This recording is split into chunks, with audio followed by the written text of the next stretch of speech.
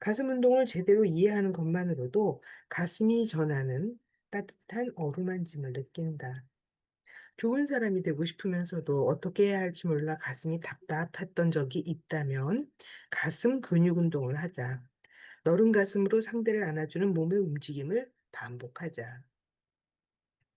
심장의 두근거림이 가슴 근육에 담기고 그렇게 넓어지고 두터워진 가슴 근육은 당신과 당신의 소중한 사람을 함께 끌어안아 준다. 부자낭독 파이팅! 화이팅! 대단도 화이팅!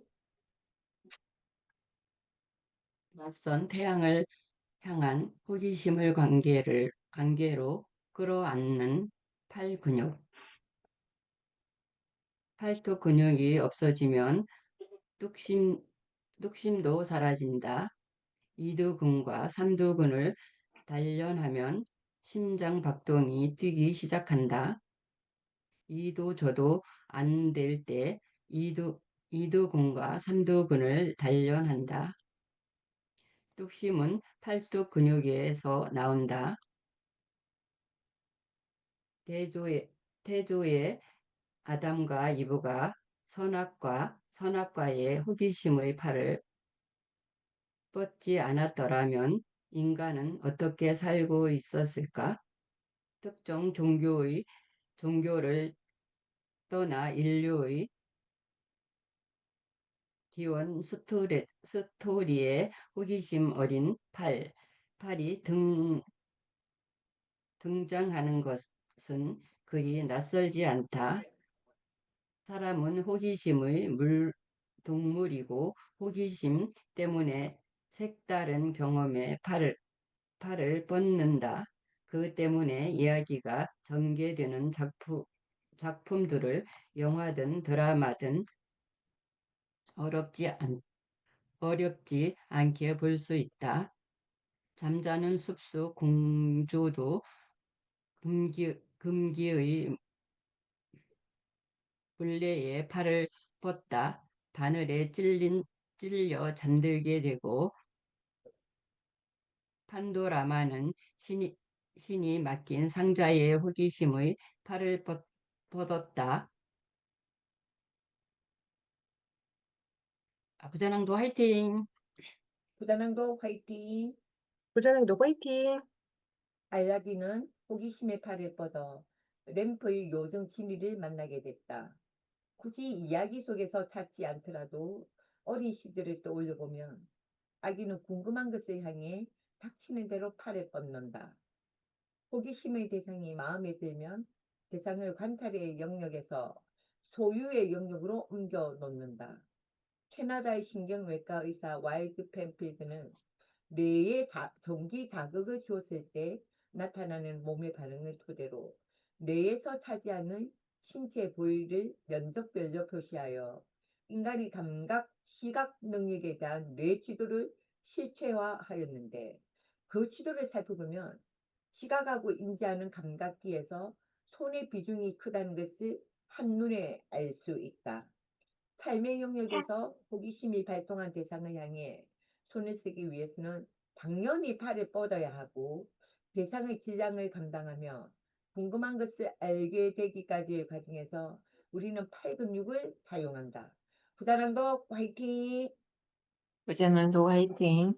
화이팅! 궁금한 것, 원하는 것에 거침없이 팔을 뻗을 수 있는가? 혹은 망설이는가? 당신이 호기심을 갖고 새로운 것에 대한 도전을 결정했던 삶의 방식은 당신이 팔 근육을 사용했던 행동의 누적이다. 사람은 호기심의 대상을 향해 팔을 뻗어 쓰다듬고 어루만지고 가까이 끌어당겨 안아주고 살피는데 이 모든 행동에서 팔 근육을 사용한다. 단순히 대상을 알기 위해서만 사용하는 것이 아니다. 알게 된 대상과 관계 맺음을 하는 과정에서도 팔 근육은 깊이 개입한다. 가령 가방이라는 대상의 물건을 집어넣고 들어올려 가방을 가방이게 하는 것은 팔 근육이다. 가죽을 덧댄 천 몇 조각이 꿰매진 하나의 가방이 내 물건을 담은 가방이 되어 나와 새롭게 관계를 맺고 내 삶의 한 자리를 차지하게 되는 사이사이에 수많은 팔의 오고 감이 있다. 팔을 뻗고 숨을 내밀어 오고 간 행동의 누적이 당신의 팔 근육을 만들었다.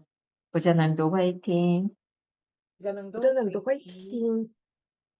새로운 지식을 향해 뻗고 당기고 밀어내고 교류하는 팔 근육. 근육은 그 역할과 사용 빈도에 따라 모양과 크기가 달라진다. 물론 유전적 영향도 있다. 당신의 팔은 어떤 모양을 하고 있을까? 팔 근육은 호기심을 쓰는 방식으로부터 발달해 왔는지도 모른다. 코, 등, 허벅지 등 대근육에 비해 팔 근육은 그 크기나 면적이 작다. 하지만 작은 근육이라고 무시할 수 없는 이유는 우리가 무언가를 감지하는 대부분의 감각이 손끝에 자리하고 있으며 손을 쓰기 위해서는 팔 근육을 사용하는 것이 필수적이기 때문이다. 팔 근육의 생김을 자세히 들여다보면 호기심 어린 대상에게 다가가 관계를 묻는 당신의 모습을 발견할 수 있다. 즉, 팔 근육의 모양이 당신이 맺는 관계의 모양인 것이다. 이 책을 읽고 있는 당신의 팔은 지금 책장을 가만히 넘기고 있다. 이동 중이라면 양팔로 책을 들어 올려 읽으면서 어디론가 가고 있는지도 모른다. 혹은 책을 덮고 가방에 넣거나 손으로 쥔 채 걸어가고 있을 가능성도 있다. 책 한 권을 대하는 때에도 팔 근육은 이렇게 많은 동작을 하고 있다. 미세한 근육의 움직임이 반복되면 근육의 모양이 된다. 가령 팔 전체로 팔을 뻗는 사람은 어깨 관절을 감싸는 삼각근이 발달해 있을 것이다. 어린 시절 멀리 팔을 뻗으며 엄마 저게 뭐예요? 저거 해도 돼요? 저기 가도 돼요? 하는 동작의 배경에 삼각근이 있다. 길게 팔을 뻗는 손끝에 주체의 시야가 닿으므로 삼각근이 발달한 사람은 시야가 조금 더 넓을 수도 있다. 작은 관점을 너르게 확장해 이곳이 아닌 저곳을 바라볼 수 있는 시선에는 여유가 있다. 물론 여유도 지나치면 과도하게 이상적인 성향이 될 수 있을 것이다. 그러나 어떤 이유로건 팔을 멀리 혹은 너르게 뻗는 행동은 당신도 모르는 사이 삼각근에 영향을 미친다. 부자당도 화이팅! 우리 비교, 어이구, 동주님, 톡톡님 오셨네? 톡톡님 오셨으니까 화이팅! 207페이지 제일 아랫줄부터 좀 읽어주세요. 죄송합니다. 오케이. 잠깐만, 그러면 일단 잠깐만. 지금 아니, 할게요. 59분이니, 207페이지, 207페이지 제일 아랫줄이요. 제일 아래줄? 그리고 나머지 네, 제일 아니고, 마지막 줄. 207페이지 제일 마지막 줄. 뭐, 그게 바로 이거부터라고요? 아니면, 207 아니에요? 멀리 아니, 뻗어 오케이, 방향성을. 오케이, 오케이. 다른 책을 폈어요. 다른 책을 폈어요. 멀리 뻗어 방향성을 가리킬 때 사용하는 팔 근육이 삼각근이라면 대상이 가까이 끌어당기는 팔 근육은 이두근이다. 이두근은 팔 안쪽에 위치한 근육으로 팔통이라는 귀여운 별명을 가지고 있기도 하다. 이두근은 팔을 접으며 대상을 끌어당길 때 사용하는 근육이다. 이두근은 역할을 가장 잘 표현한 속담이 있다. 바로 팔이 안으로 굽는다이다. 이는 호기심의 대상을 팔 안쪽 소유의 영역으로 가져와 지키고 돌보는 팔의 역할을 여실히 드러내고 있다.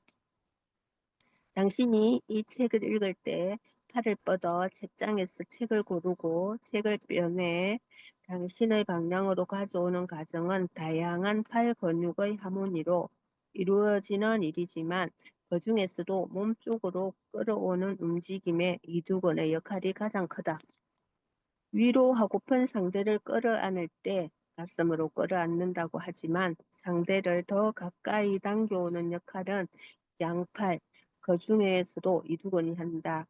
팔이 안으로 굽는다는 말은 몸이 자연스럽게 따라가는 상대의 편을 들게 된다는 뜻이다. 편을 든다는 말은 팔 안으로 들어오는 관계에 책임을 진다는 의미이기도 하다. 그래서 이두근으로 당긴 관계는 호기심에서 알아감의 단계로 발전한다. 단순한 알면서 깊이 있는 탐구의 영역으로 발전하는 알아가는 육체 노동의 행동 대장 역할을 이두근이 한다. 부자낭도 화이팅! 낭독 파이팅! 늦게라도 와서 낭독 같이 화이팅! 하니까 매우 기쁩니다. 우리 잠깐 비디오 열고 사진 찍겠습니다.